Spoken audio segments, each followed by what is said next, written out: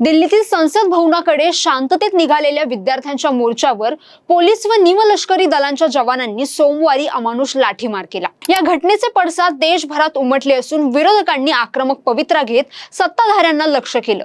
या आंदोलनाबाबत एनडीए मध्ये अस्वस्थतेचं वातावरण पाहायला मिळतंय। त्याचवेळी केंद्र सरकारने मंगळवारी नरमाईची भूमिका घेत आंदोलकांशी चर्चा करण्याचे संकेत दिले। त्याचाच एक भाग म्हणून भाजपच्या काही मंत्र्यांनी पोलीस कारवाईत जखमी झालेल्या विद्यार्थ्यांची राम मोहन राय लोहिया रुग्णालयात जाऊन भेट घेतली।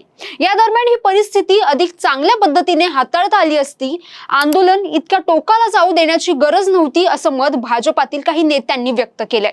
या सगळ्यात विरोधकांच्या आक्रमकतेसमोर आता सरकार नरमलंय का? भाजपाला नेमकी कशाची भीती आहे? विद्यार्थ्यांशी भाजप चर्चा करणार का? पाहूयात या संदर्भातली सविस्तर माहिती। नमस्कार, मी जान्हवी आणि आपण पाहत आहात टाइम महाराष्ट्र। दिल्लीतील जंतर मंतरवर महिनाभर सुरू असलेल्या आक्रोशाकडे दुर्लक्ष करणाऱ्या केंद्र सरकारच्या विरोधातील विद्यार्थ्यांच्या संयमाचा सोमवारी कडेलोट झाला।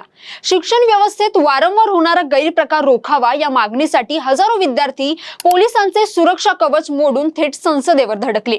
कॉकरोच जनता पार्टीच्या वतीने काढण्यात आलेल्या या आंदोलनात केंद्रीय शिक्षण मंत्री धर्मेंद्र प्रधान यांच्या राजीनाम्याची मागणी करण्यात आली। त्याचवेळी केंद्रीय मंत्री जे.पी. नड्डा यांनी कॉकरोच जनता पार्टीच्या नेत्यांसोबत बैठक घेतली। मात्र या चर्चेत कोणताही ठोस तोडगा निघाला नसल्याने आंदोलन आणखीनच चिघळलं।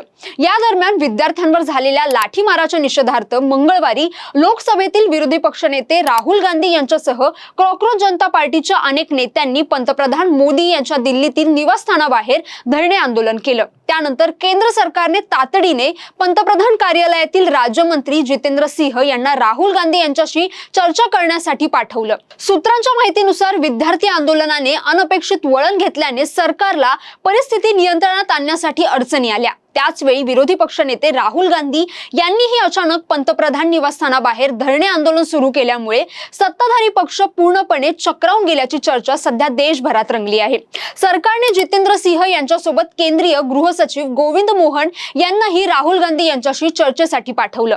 नीट परीक्षेच्या मुद्द्यावर संसदेत चर्चा करण्यात येईल अशी ग्वाही त्यांनी दिल्याचं बोललं जातंय। राहुल गांधी यांच्या नेतृत्वाखालील काँग्रेसच्या या आंदोलनात इंडिया आघाडीतील इतर पक्षांचे नेतेही सहभागी झाले होते। त्यात समाजवादी पक्षाचे अध्यक्ष अखिलेश यादव आणि शरद पवार गटाच्या खासदार सुप्रिया सुळे यांचाही समावेश होता। पंतप्रधान निवासस्थानाबाहेर झालेल्या धरणे आंदोलनानंतर सत्ताधारी पक्षाने राहुल गांधी यांना लक्ष्य करण्याचा प्रयत्न केला।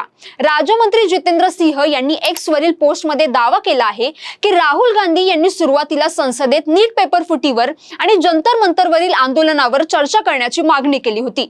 सरकारच्या वरिष्ठ नेतृत्वाशी चर्चा केल्यानंतर ही मागणी मान्य करण्यात आली। त्यानंतर त्यांनी आपली भूमिका बदलून थेट केंद्रीय शिक्षण मंत्री धर्मेंद्र प्रधान यांच्या राजीनाम्याची हमी मागितली।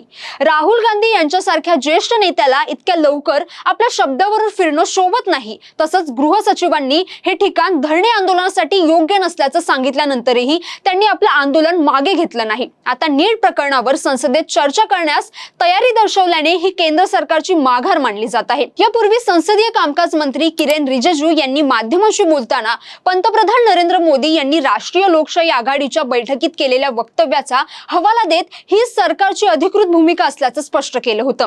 खासदारांच्या बैठकीला संबोधित करताना पंतप्रधान नरेंद्र मोदी यांनी नीट पेपर फुटी हा गंभीर गुन्हा असल्याचं नमूद केलं। त्यातील दोषींवर तातडीने कारवाई करण्यात आली असून विद्यार्थ्यांच्या भवितव्याशी कोणतीही तडजोड केली जाणार नसल्याचं त्यांनी स्पष्ट केलं। तसेच काही टोळ्या विद्यार्थ्यांची दिशाभूल करण्याचा प्रयत्न करत असल्याचा दावा करत त्यांनी आपल्या खासदारांना विद्यार्थ्यांशी संवाद साधून त्यांना योग्य मार्गदर्शन करण्याचं आवाहन देखील केलंय। दुसरीकडे भाजपाने आपल्या प्रवक्त्यांना काँग्रेसने पंतप्रधानांच्या निवासस्थानाबाहेर आंदोलन करून चुकीचा आणि धोकादायक पायंडा पाडल्याचा मुद्दा ठळकपणे मांडण्याच्या सूचना दिल्याचं समजतं आहे। भाजपातील काही नेत्यांच्या मते पंतप्रधानांच्या निवासस्थानाबाहेरील आंदोलन हे सुरक्षेच्या दृष्टीने अत्यंत धोकादायक आहे। नेपाळ, श्रीलंका आणि बांगलादेश सारख्या शेजारील देशांतील विद्यार्थी आंदोलनामुळे मोठ्या प्रमाणात अस्थिरता निर्माण झाल्याची आठवणही त्यांनी करून दिली। नीट पेपर तुटीच्या मुद्द्यावर सरकार आणि विरोधकांमधील संघर्ष आता अधिकच तीव्र झाला असून पावसाळी अधिवेशनाच्या सलग दुसऱ्या दिवशीही लोकसभा आणि राज्यसभेचे कामकाज ठप्प राहिलं।